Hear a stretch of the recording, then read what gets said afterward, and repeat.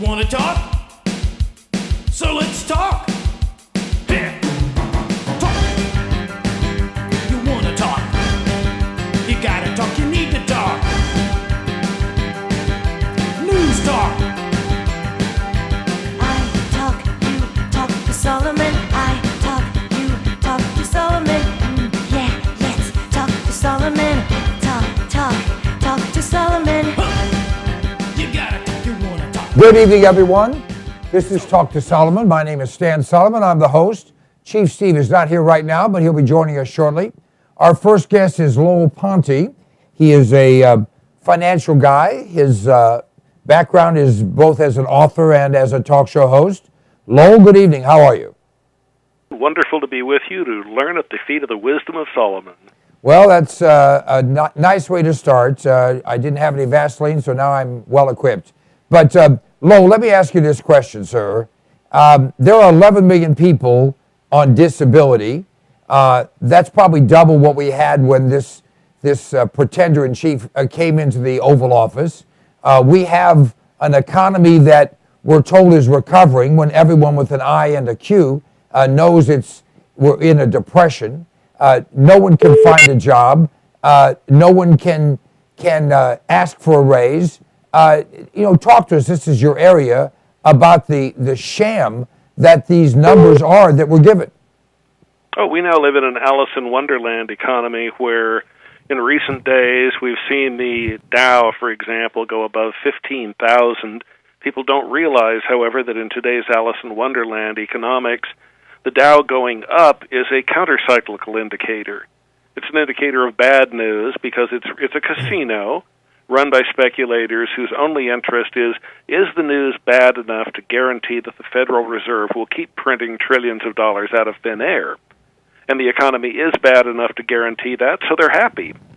Well, the bottom line is a company, whether it's fair size, huge size, or relatively moderate size, wants to make money. That's fine. But the way that they make money is to pay the least and take in the most that the traffic will bear. Is that reasonably correct? Well, they're going to do what is needed to produce whatever product Will said, yes. Now, the challenge we have today is that companies need to hire fewer and fewer people. That is, companies have become profitable again by cutting back on employment.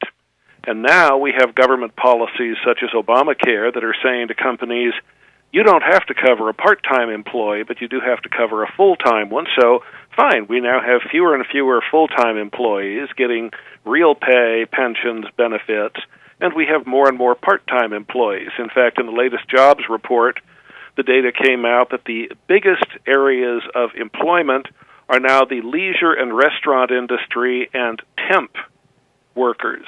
Those are the growing sectors of the economy. Manufacturing did not add one new job net in the first quarter of this year. And construction, we're told that housing is supposed to be improving. Construction actually lost 6% of the jobs it already had in the first quarter. We saw household income, average household income, fall by 5.3% in the first quarter. We saw durable goods orders fall by 5.6%. These are not good indicators for the economy, and these new taxes and regulations are only now beginning to bite and have a negative impact. So you're going to see the economy continue to spiral downward. Well, the reality is this. When you have an economy that is growing, the competition for quality employees is what causes wages to rise. When you have a lack of growth in an economy, and of course we have that lack of growth, then there is no competition, and you have to pray that you won't lose your job. There is no upward pressure on wages. And what we have now is a lot of the business being done, as you just pointed out, because government is creating money out of thin air. Government is dispensing that money. Companies are competing for the government business, if you will, and doing business with each other to fulfill that government business. And there's no real involvement with the people. I mean, a lot of the business, we remember back to that scandal with the Texas company that raised prices without actually doing anything to various sources of energy and made bazillions of dollars, and they never did a damn thing. They just manipulated numbers. Enron. No, and what we're now seeing is a shift from full-time to part-time employment. In a society of part-time people, most of them will not be able to qualify for a home loan, so even if they wanted to buy a home, they wouldn't be able to. So we're going from a society of rooted home-dwelling people to a transient society of renters. I mean, these are not good signs for the future of the country. Oh, and of course, employment, such as it is shifting from the private sector to the government. We now have twice as many people in America working for federal, state, and local government as we have working in all of manufacturing combined. Stan, remember when this was a country that made things? Well, what does government make other than war? Well, government, of course, is a manipulator, but not a producer. And in that manipulation... It's a parasitic institution. Right. In that manipulation, they can try and do some good things, but they don't necessarily do good things. No, but the point being that government is bleeding the capital out of capitalism like a vampire. And on the day that we no longer have a free market producing things, then who is going to produce anything? Well, the answer is... I guess we'll have some crony capitalists who That's will do it. I was just going to say, you're going to have those like they do in Central and South America and other parts of the world where they're basically cronies of the government. Now, we're joined by Brent Johnson, a well-known international journalist. Brent, how are you?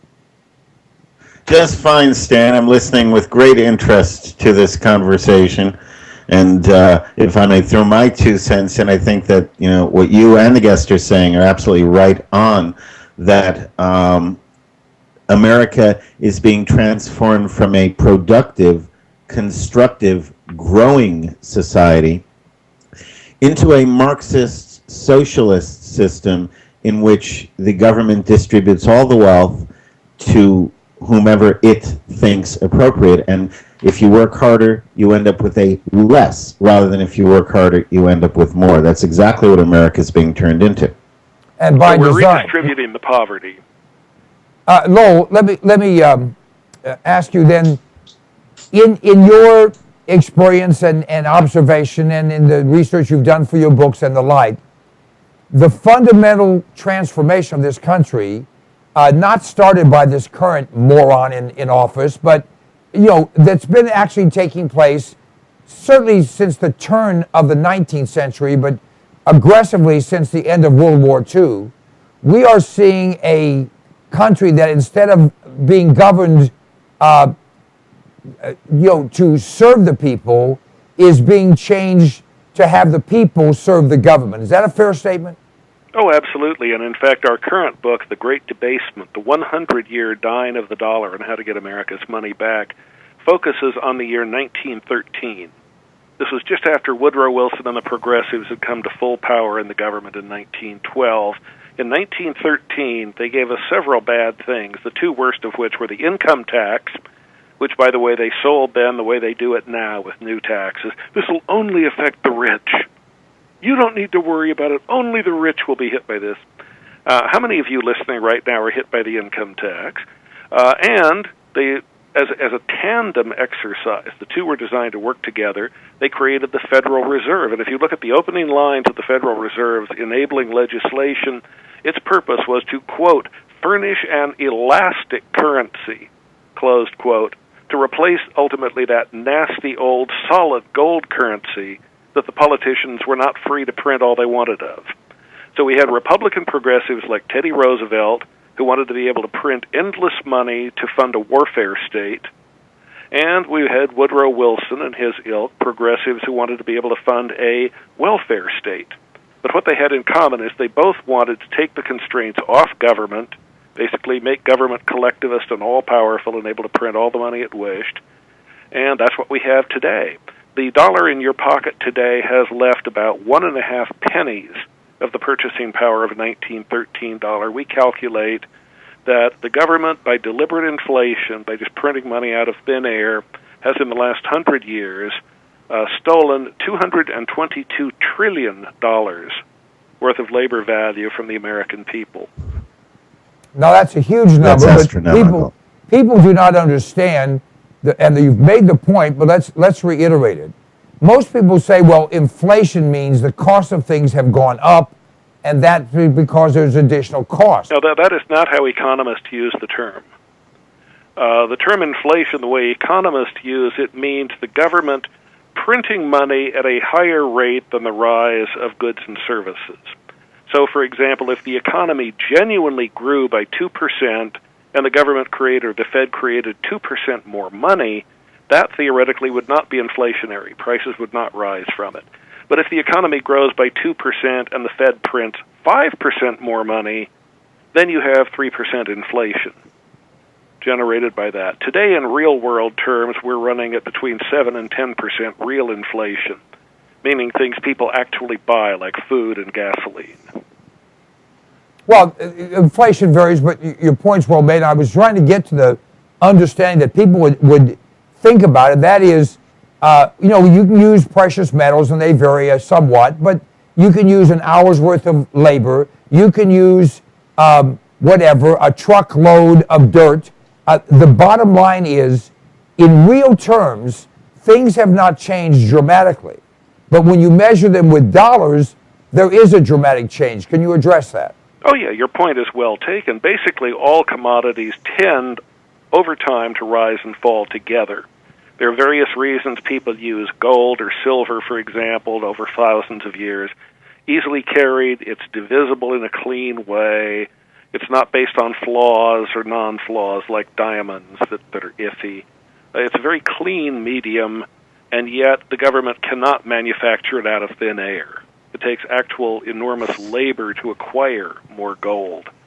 And so the government cannot just willy-nilly increase a money supply if that money is pegged to gold or silver. They can, however, increase it if the money is pegged to nothing. And that's the case with the U.S. dollar today. As Voltaire, the French philosopher, said, sooner or later, all paper money returns to its inherent value, which is zero. Now, Brent, I want you to address this, and then we'll have Lowell comment on it also.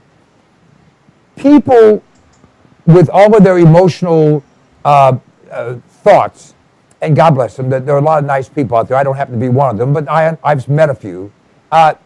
They want to be nice, because most people are nice. There are some exceptions. Michelle Obama comes to mind, bitch. But at any rate, I didn't say that. You just cut that out of the replay. But listen to me. When they flood this country, they flooded it somewhat, but when they pass this Republican, Democrat, professional politician, lying sacks of crap immigration bill and flood this country with laborers that have IQs in single digits but strong backs, they will devalue labor. Address that, please. Brent. Well, first, there was a study that just came out that said that the cost, just the cost in spending to adding 11 million illegal invaders to the American roster would be somewhere around, I think, $2 or $3 trillion. So I mean, the entire thing with the immigration and letting all these people in, is certainly not going to be good for the American people. It'll be good for the politicians. I thought the Heritage I wanted to make Foundation study indicated it was closer to $6.3 trillion. Yeah, 6.3 is what Heritage said. Go ahead, Brent. I will take that. I will accept that. Either way, it's going to be outrageous, and it's going to cost the American people. It's not going to help them. But I wanted to comment on something you said earlier about how America is becoming a country where the people are expected to have the allegiance to the government rather than the other way around. Barack Obama just signed a presidential proclamation just a few days ago declaring May 1st Loyalty Day. Now, what images does that conjure up for you? Loyalty Day, every May 1st now, which, by the way, is also the Communist Workers' Day internationally. Well, it conjures up Bend Over and Bear It Day. You either salute or prepare to be training the people. Yeah, it's training the people to be obedient to their government, to be loyal to the government. Because no matter what he says in the proclamation, founding principles and allegiance to the republic, what he's looking for is an obedient, unthinking population that will do precisely what he tells them to do. That's what every good dictator coming from seeks. A president who has violated his oath of office to honorably and equitably enforce the laws of the land. He simply refuses to enforce any law he doesn't personally like. Which means his oath has no meaning. Yes. And the American people have shown no willingness to fix it. None at all. They have been complacent. They've been apathetic. They sit down as long as they have their six-pack of beer and their football game or their soap opera, they're perfectly content. And that's the real problem, because this isn't going to fix itself, and you're not going to vote someone into office who's going to suddenly magically change all of it. It's just not going to happen. Well, I think until and unless the people are fed up. I think you're oversimplifying it. Go ahead, Lowell. It's especially not going to happen when you have a country where 49.1% of households in the country now have somebody living there who gets a government check, where you have twice as many people working for government as you have working in all of manufacturing. When if you made a soup line of the people getting food stamps under Barack Obama, that number has increased so dramatically that soup line, if you had people just standing 2 feet apart, basically just right on top of each other, that soup line would stretch more than 70% of the way around the planet, about 17,500 miles.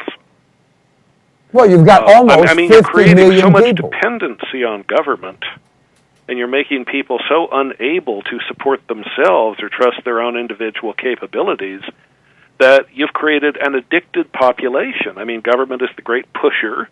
It looks more and more like 1984. In fact, my wife and I finally got around to seeing the Ayn Rand movie Atlas Shrugged Part 2.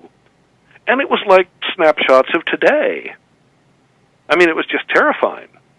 And Ayn Rand wrote this, in the 1950s?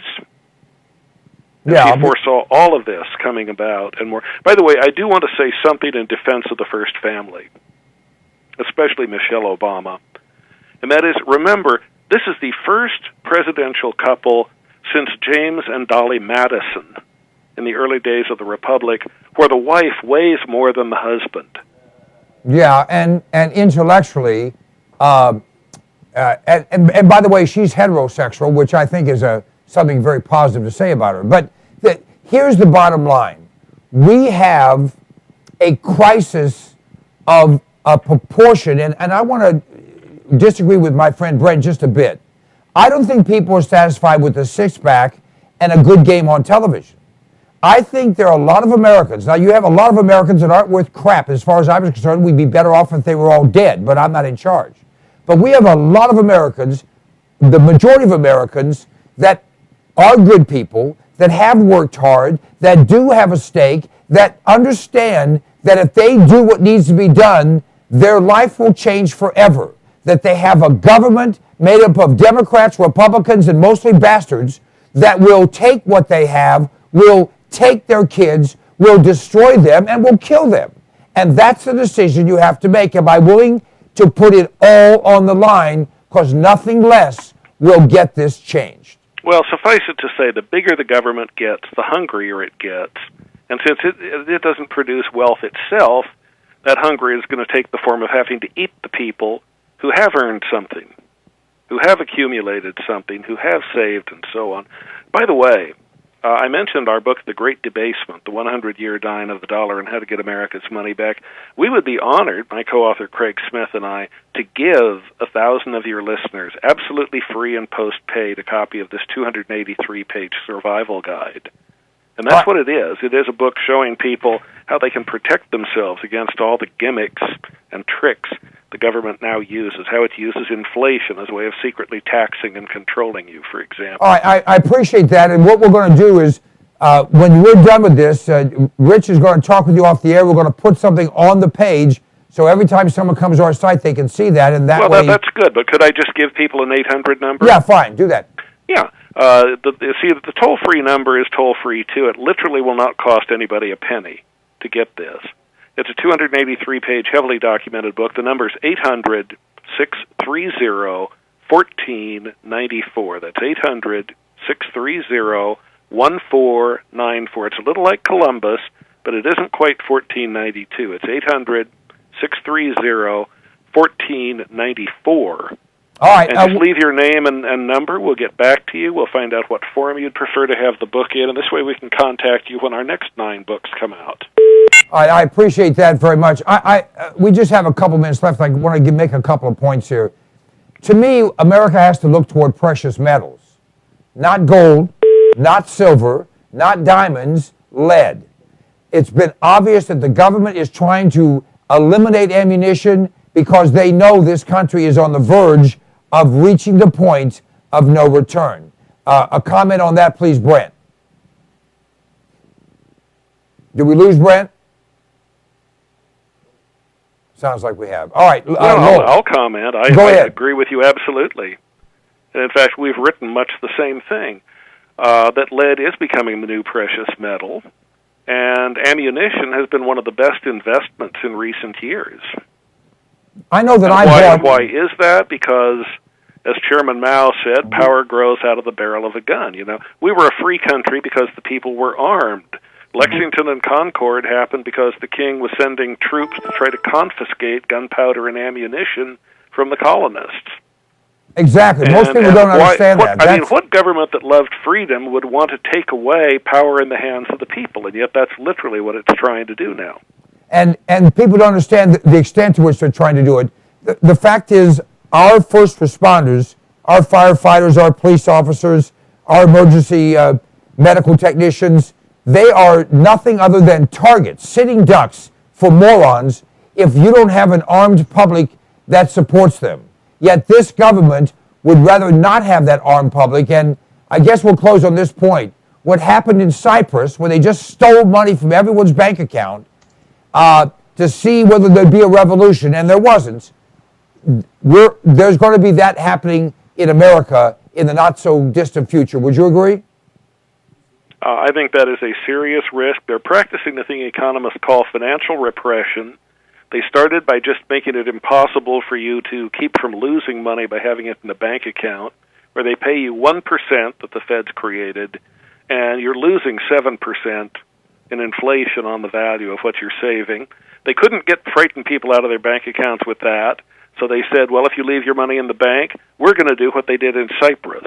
Our own government issued that along with the Bank of England in a paper last December. They're going to practice the same tactics that were used in Cyprus, and that is they're going to declare everybody's bank account an unsecured investment in the bank. In other words, you don't really own your bank account anymore. That's how it's legally defined today. So you put your money in the bank owns it, and if the bank is in debt, the government will come and seize that. That wasn't enough, though. That still didn't panic enough people, so they dumped $500 billion recently of paper gold, not real gold. Gold bought at margin 5% on the dollar on paper, which didn't necessarily have any real value at all, but they dumped $500 billion of that to panic people into fleeing from the safe haven of gold. And now what we need, I'm afraid, is something like a silver bullet to deal with this werewolf vampire-like manifestation that's trying to suck all the capital out of capitalism. You got that. All right, Lowell, we're out of time. I appreciate it. It's been an interesting half hour. We'll certainly have you back. Thank you for your time. Hey, Stan, Brent, God bless you both. All right, folks, we'll be back shortly with more here on Talk to Solomon.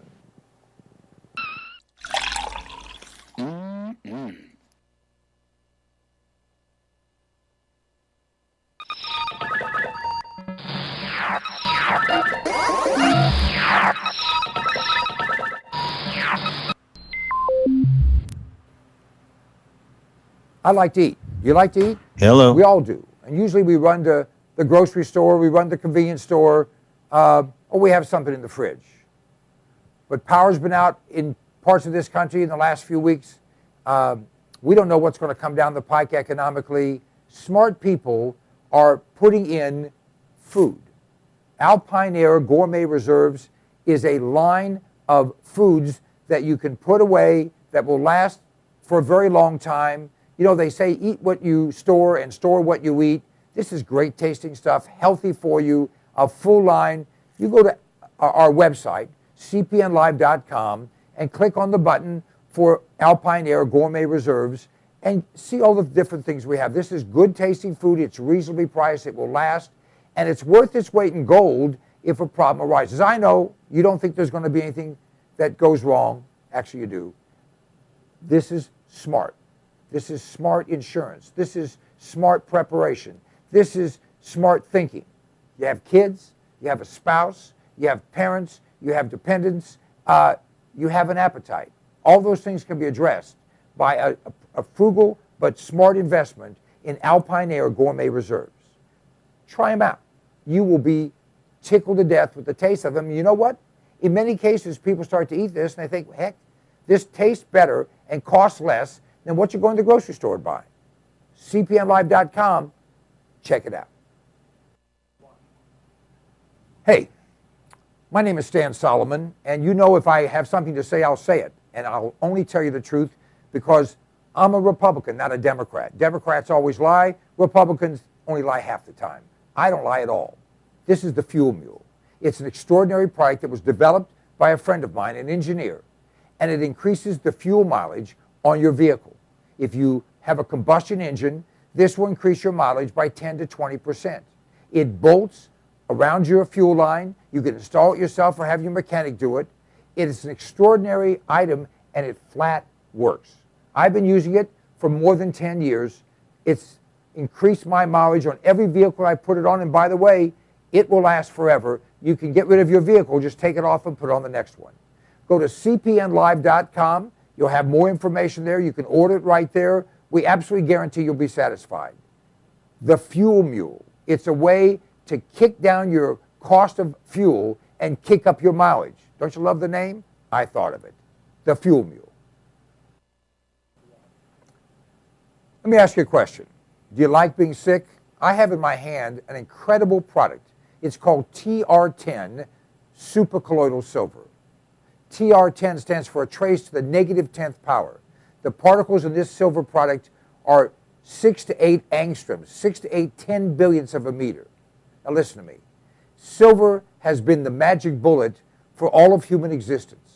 The Egyptians used silver instruments. We use silverware. They put silver in your teeth because nothing can grow on silver. Silver will kill anything but liberalism. I'm working on that. This product, you go to cpnlive.com, buy 1 quart of this product. It will last you for a very long time. Anytime you feel like you've been exposed to something bad, take some of this product, spray it in your mouth, or take a little bit and gargle it, swallow it. It will kill any pathogen. The average antibiotic kills 10 to 20 different pathogens. This product will kill 700 plus. Do yourself a favor, do your family a favor, do your doctor a favor. He's tired of seeing you. Get supercolloidal silver. Go to cpnlive.com, order the product. It's $29.95 plus shipping. I think it's $39.95 delivered any place in America right to your door. It's worth 10 times that. Check it out. If you're not 100% happy, just return it and we'll give you your money back. Do you like being healthy? I do. In fact, this product, which I've been taking for years now, is absolutely the answer. Now, you may not believe it, but I'm actually 21, plus tax, of course. This product has 146 different healthful nutrients in it, and it's liquid, so it's bioavailable. It tastes great, and it's sugar-free. 1 ounce of Sonic Life each day will help you to maintain and enhance your health. It's the kind of a gift, well, that you'll thank your mom for, your husband for, your wife for, your kids for. Whoever you give it to, they're going to say thank you, and you are going to enjoy the benefits of having all the vitamins, all the minerals, all the nutrients your body needs in one very reasonably priced product. Just go to cpnlive.com and everything's right there. You'll be able to read all the ingredients. The price is right there, a flat price delivered to your door anywhere in the United States of America. Sonic Life is a gift, a great gift.